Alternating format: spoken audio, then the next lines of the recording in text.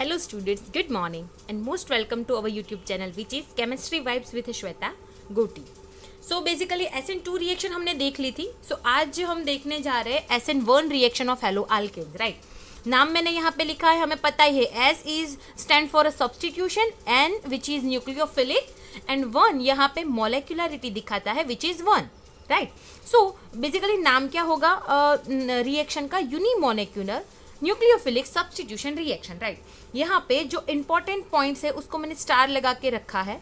First है कि ये जो रिएक्शन वो 2 स्टेप में अकर होगी. सेकेंडली हमारा जो न्यूक्लियोफाइल होगा वो वीक होगा, जबकि हमें पता है SN2 रिएक्शन में न्यूक्लियोफाइल हमारा स्ट्रॉन्ग था. देन पोलर प्रोटिक सॉल्वेंट चाहिए. ये भी याद है कि SN2 रिएक्शन में हमने पोलर ए प्रोटिक सॉल्वेंट लिया था. यहाँ पे हम ले सकते हैं H2O, otherwise CH3, COOH etcetera, right. In short polar भी होना चाहिए और प्रोटोन डोनेट कर सके ऐसा भी होना चाहिए, right.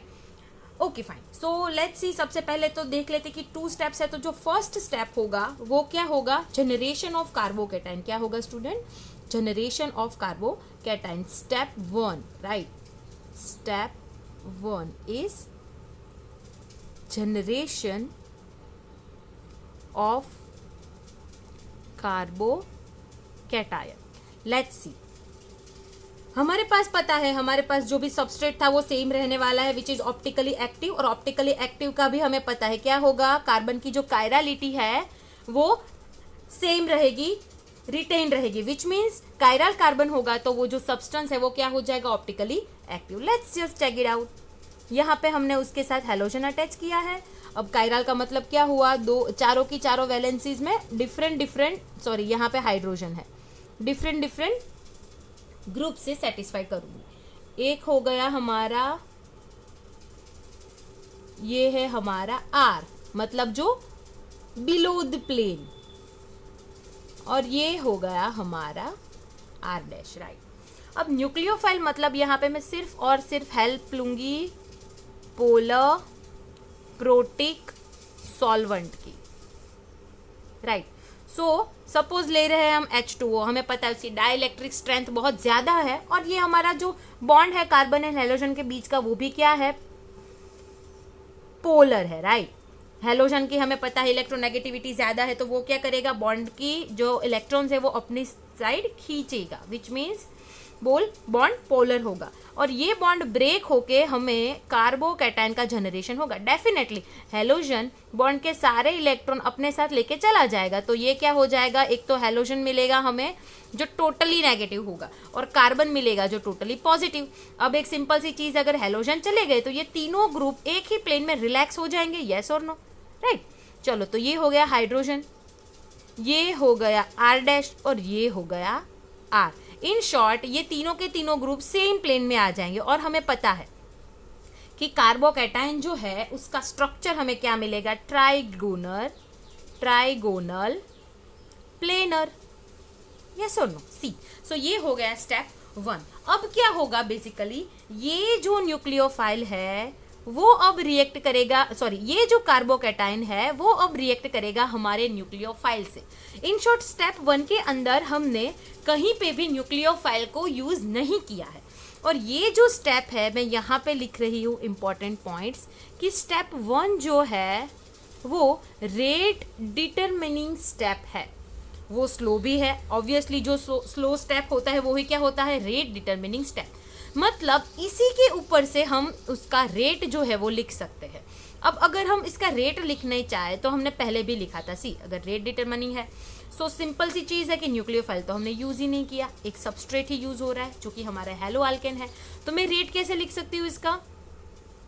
K is equal to RX⁴,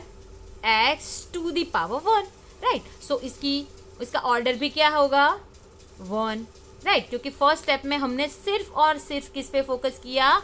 हमारे सबस्ट्रेट पे which is hello alkane, right. अब देखते हैं, अब यहाँ से जो पिक्चर है वो बहुत इंपॉर्टेंट शुरू होता है. ये जो अब यहाँ से आएगा स्टेप 2, हमारा स्टेप 2, जिसके अंदर क्या होगा कि प्रोडक्ट फॉर्मेशन होगी, राइट. तो डेफिनेटली हम इसको नाम देंगे प्रोडक्ट फॉर्मेशन बाय न्यूक्लियोफाइल.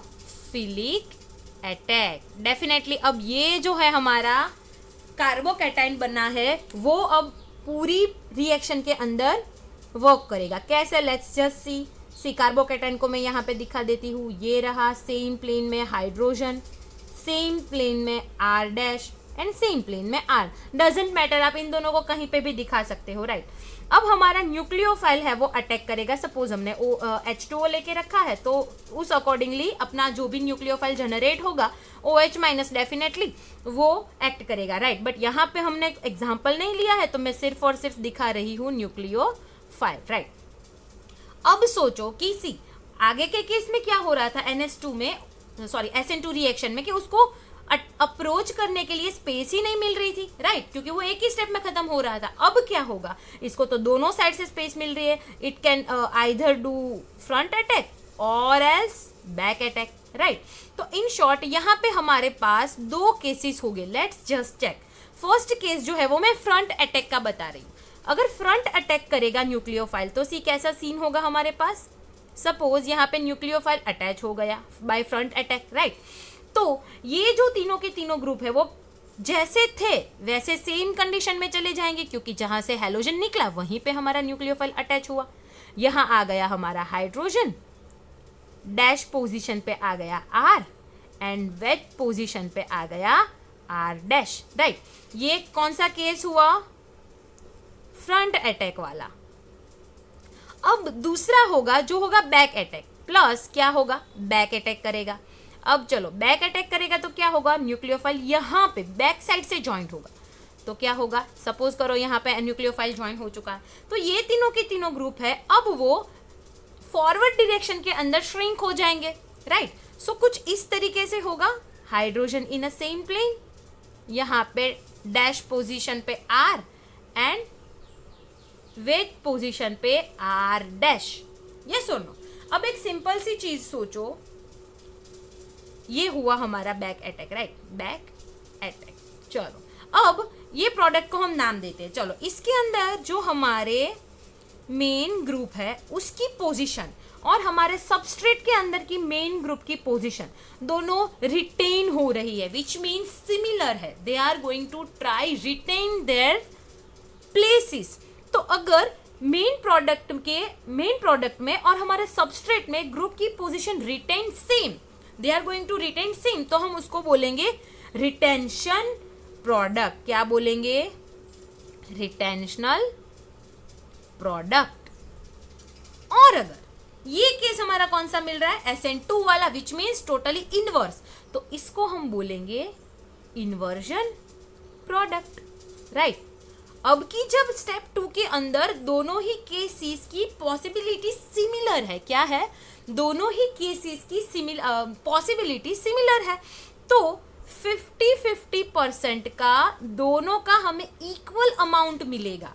और जब कभी ऐसा होता है कि कोई प्रोडक्ट में हमें रिटेंशनल प्रोडक्ट और इन्वर्जन प्रोडक्ट दोनों ही सेम अमाउंट में मिलता है तो वो पर्टिकुलर मिक्सचर को हम बोलेंगे रेसेमिक मिक्सचर। क्या बोलेंगे, racemic mixture, right. So in short हम ये एक इंपॉर्टेंट नोट यहाँ पे लगा सकते हैं कि SN1 रिएक्शन के अंदर हमें प्रोडक्ट कौन सी मिलेगी, प्रोडक्ट मिलेगी हमें रेसेमिक मिक्सचर, ओके। चलो सो सिंपली SN1 रिएक्शन जो है वो 2 स्टेप के अंदर कंक्लूड हो जाएगी। और सबसे इंपॉर्टेंट जो बात है वो ये है कि हमें retentional as well as inversion product का मिक्सचर मिलेगा जिसे हम बोलेंगे रेसेमिक मिक्सचर। अब एक बहुत ही ऑब्वियस चीज है उस पर ध्यान देते हैं।